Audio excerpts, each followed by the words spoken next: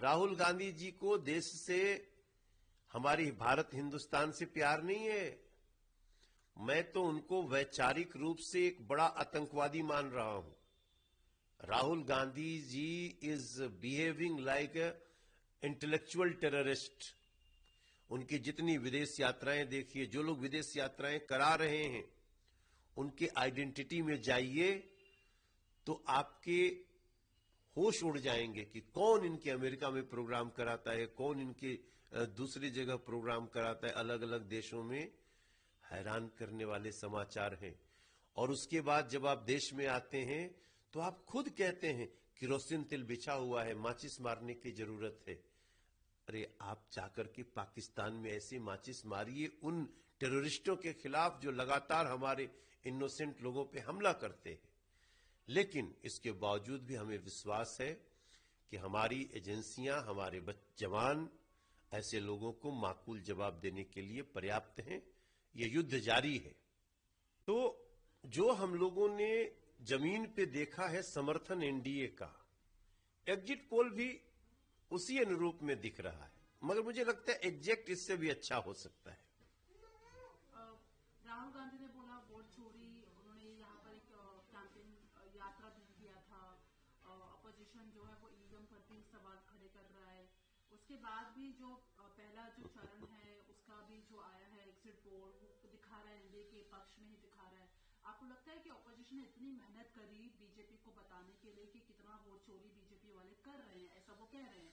Basically महागठबंधन पहले से हार मान चुका है।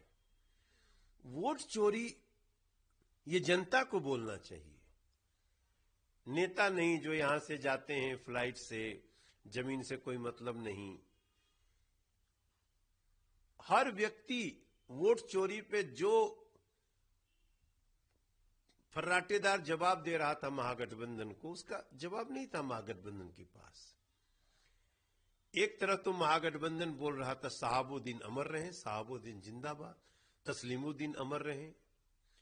ये दोनों आपराधिक माफिया, मतलब दिन दहाड़े तेजाब डाल के लोगों को जलाने वाले लोग, गवाहों को गोली मार देने वाले लोग, और आप उनकी जिंदाबाद बोलोगे, उसके बाद आपको बिहार वोट करेगा।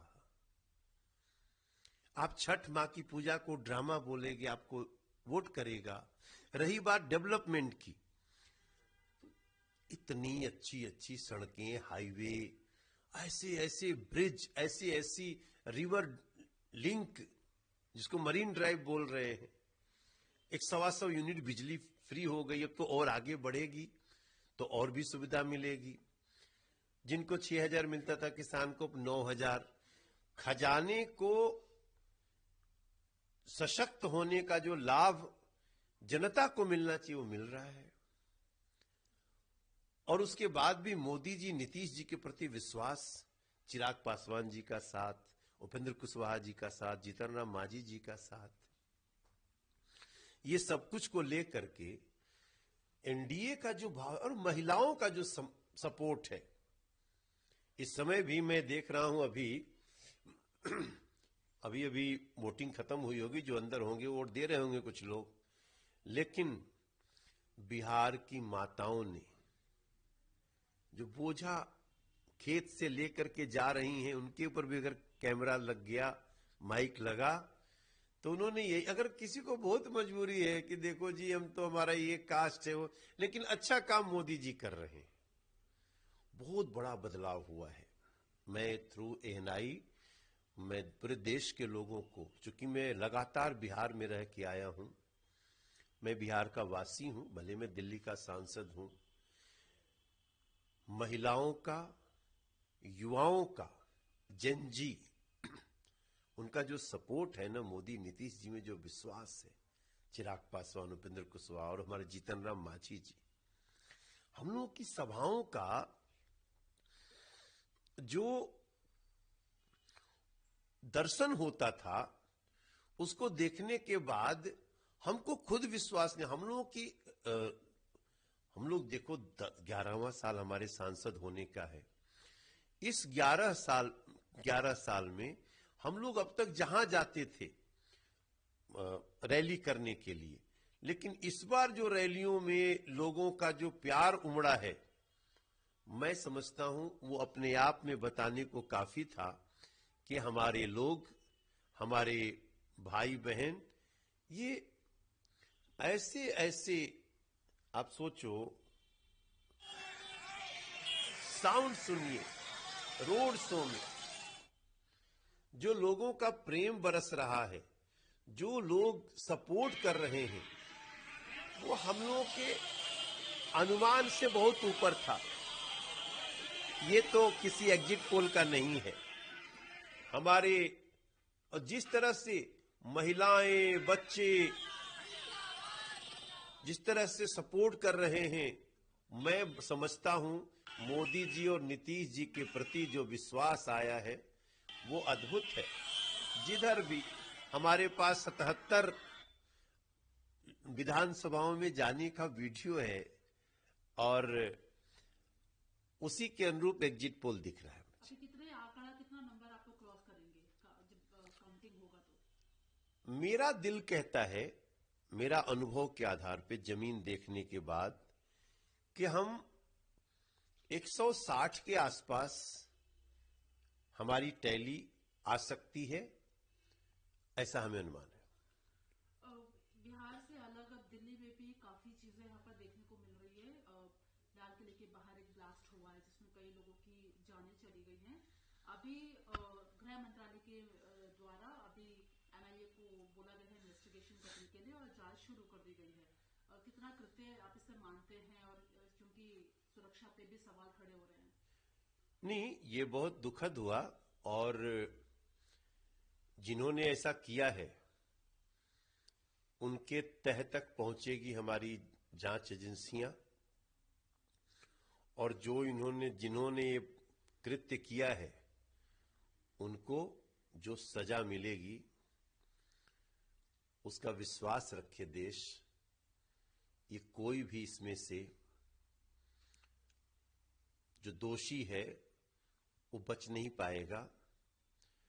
दूसरी बात देखिए, ये हम बार बार कह रहे हैं कि ये एक युद्ध है जिसको हमारे एजेंसी के लोग, हमारी बीएसएफ के लोग, हमारी पुलिस, हमारी सेना रोज ये युद्ध लड़ रही है। हमारे जवानों को रोज ये युद्ध जीतना पड़ता है। एक लंबे समय बाद यदा कदा हम देख रहे हैं कि वो इस सुरक्षा के घेरे को कभी कभी सेंध लगा दे रहे हैं। इसलिए मेरा मानना है कि हम दिल्ली के लोग, भारत के लोग, ये हमेशा सोचें कि ये जो आतंकी हैं, ये तू डाल डाल तो में पात पात पे चल रहे हैं। और मुझे बहुत दुख के साथ कहना पड़ रहा है कि हमारे देश के कई राजनीतिक लोग इनको परोक्ष समर्थन देते हैं, इनके लिए अपने स्टेटमेंट से सपोर्ट करते हैं। ये जो रिजल्ट आ रहे हैं, जो एग्जिट पोल आ रहा है, ये सब इसका परिणाम है। राहुल गांधी जी को देश से, हमारी भारत हिंदुस्तान से प्यार नहीं है। मैं तो उनको वैचारिक रूप से एक बड़ा आतंकवादी मान रहा हूं। Rahul Gandhi ji is behaving like a intellectual terrorist. उनकी जितनी विदेश यात्राएं देखिए, जो लोग विदेश यात्राएं करा रहे हैं, उनके आइडेंटिटी में जाइए तो आपके होश उड़ जाएंगे कि कौन इनके अमेरिका में प्रोग्राम कराता है, कौन इनके दूसरी जगह प्रोग्राम कराता है, अलग अलग देशों में। हैरान करने वाले समाचार हैं। और उसके बाद जब आप देश में आते हैं तो आप खुद कहते हैं किरोसिन तेल बिछा हुआ है, माचिस मारने की जरूरत है। अरे आप जाकर के पाकिस्तान में ऐसे माचिस मारिए उन टेररिस्टों के खिलाफ जो लगातार हमारे इनोसेंट लोगों पे हमला करते हैं। लेकिन इसके बावजूद भी हमें विश्वास है कि हमारी एजेंसियां, हमारे जवान ऐसे लोगों को माकूल जवाब देने के लिए पर्याप्त हैं। ये युद्ध जारी है।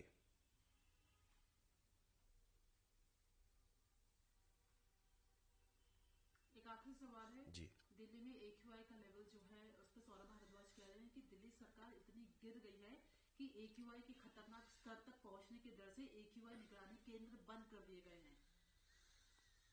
देखो, ये बहुत ही गिरे हुए लोग हैं। आम आदमी पार्टी 10 साल से शासन कर रही थी इस दिल्ली में। 10 साल में जो दिया है उसी को कोस रहे वो अपने को। हमको तो भी आए हुए 8 महीने हुए। हम विधिवत लोगों को बता रहे, हमारी रेखा सरकार बता रही है कि हमको इस पोल्यूशन पे नियंत्रण पाने के लिए मिनिमम 2 साल लगेंगे। ऐसी स्थिति में हम फिर भी इसको मिनिमाइज करने की कोशिश कर रहे हैं। हम खुद चिंतित हैं, लेकिन इस पोल्यूशन के खतरनाक स्तर को मिनिमाइज करने में हम लगे हुए। मिनिमाइज हुआ भी है,